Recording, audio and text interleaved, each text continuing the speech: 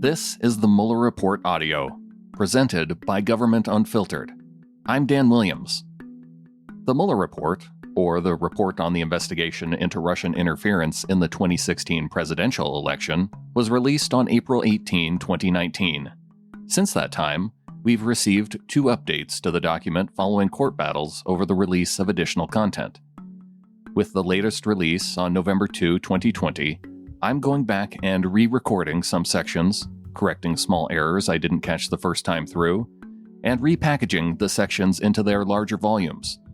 I'll also be archiving the original episodes, but they will continue to be available at MuellerReportAudio.com.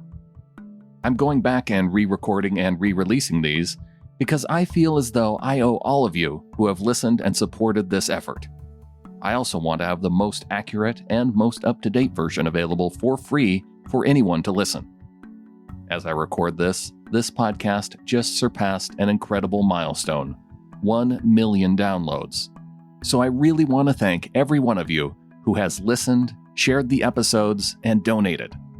Maybe you're hearing this for the first time, or maybe you want to continue to support my ongoing effort to release public documents in audio format. Either way, this is being created using the value for value model. If you find value in what I'm doing, whatever this effort is worth to you, you can go to MuellerReportAudio.com to support via PayPal, or you can go to Patreon.com/TimberlaneMedia.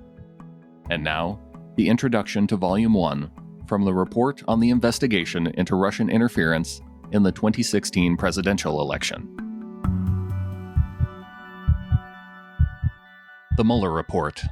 Report on the Investigation into Russian Interference in the 2016 presidential election. Volume 1 of 2. Special Counsel Robert S. Mueller III. 3rd edition, November 2, 2020. This edition of the report contains the unredacted information released in June 2020 and November 2020. It also improves the readability of the previous editions by removing references to legal material, appendices, and footnotes within the report. Added are references to the approximate length of the redacted material. These changes were made to help with the listening experience of the audiobook version. Introduction to Volume 1. This report is submitted to the Attorney General pursuant to 28 CFR Section 600.8c, which states that, at the conclusion of the Special Counsel's work, he shall provide the Attorney General a confidential report explaining the prosecution or declination decisions the Special Counsel reached. The Russian government interfered in the 2016 presidential election in sweeping and systematic fashion. Evidence of Russian government operations began to surface in mid-2016. In June, the Democratic National Committee and its cyber response team publicly announced that Russian hackers had compromised its computer network. Releases of hacked materials, hacks that public reporting soon attributed to the Russian government, began that same month. Additional releases followed in July through the organization WikiLeaks, with further releases in October and November.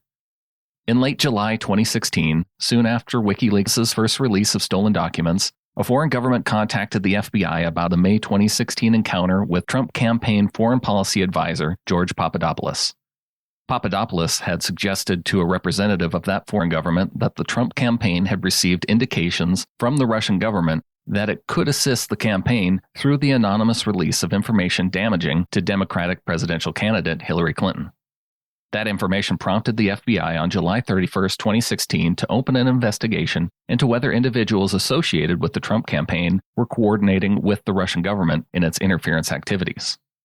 That fall, 2 federal agencies jointly announced that the Russian government directed recent compromises of emails from U.S. persons and institutions, including U.S. political organizations, and these thefts and disclosures are intended to interfere with the U.S. election process. After the election in late December 2016, the United States imposed sanctions on Russia for having interfered in the election. By early 2017, several congressional committees were examining Russia's interference in the election.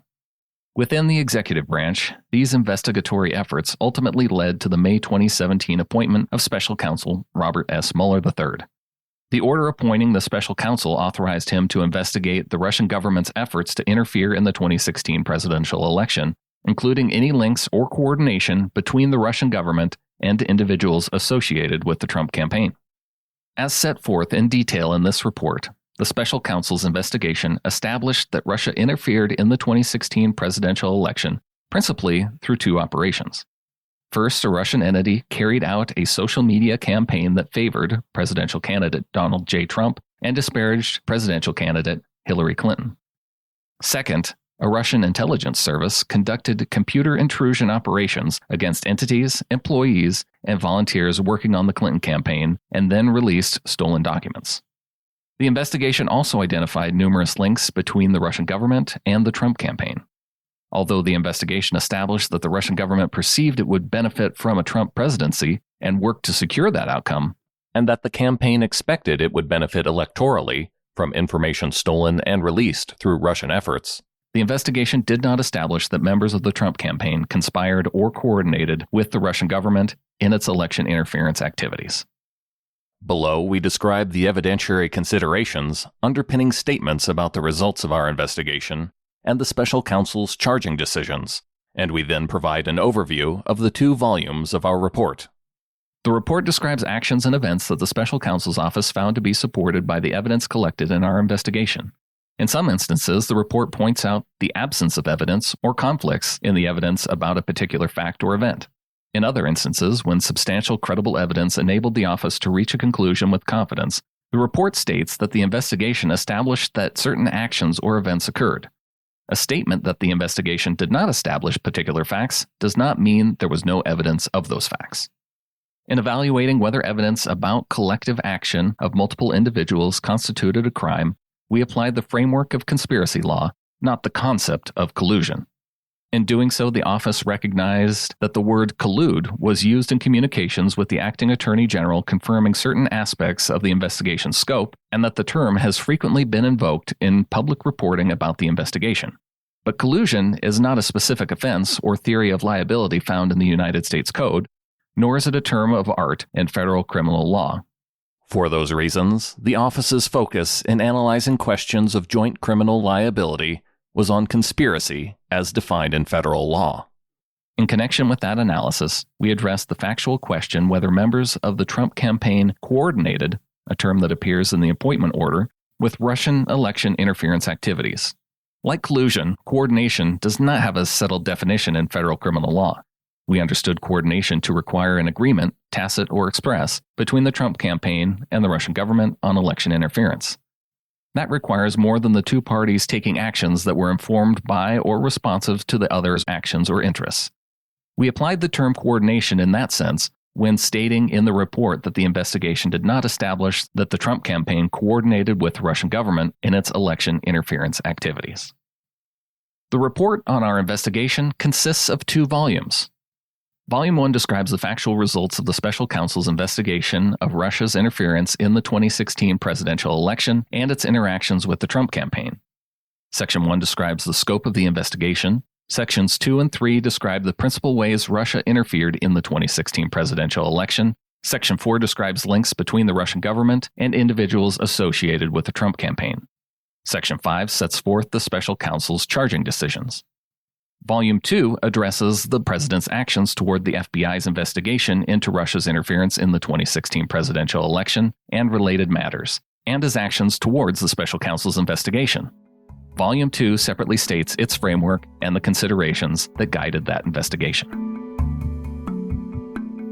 Thank you for listening to this episode. This show operates on the value for value model, meaning that we make the show available and you decide what it's worth. And from there, you can return the value in the way that you choose. Several ways you can recognize the value of the show. You can support it monetarily, either at MuellerReportAudio.com, or you can go to patreon.com/TimberlaneMedia. You can also share the show by telling people you know about it, posting it on social media, or you can rate and review the show on Apple Podcasts or wherever you listen to the show.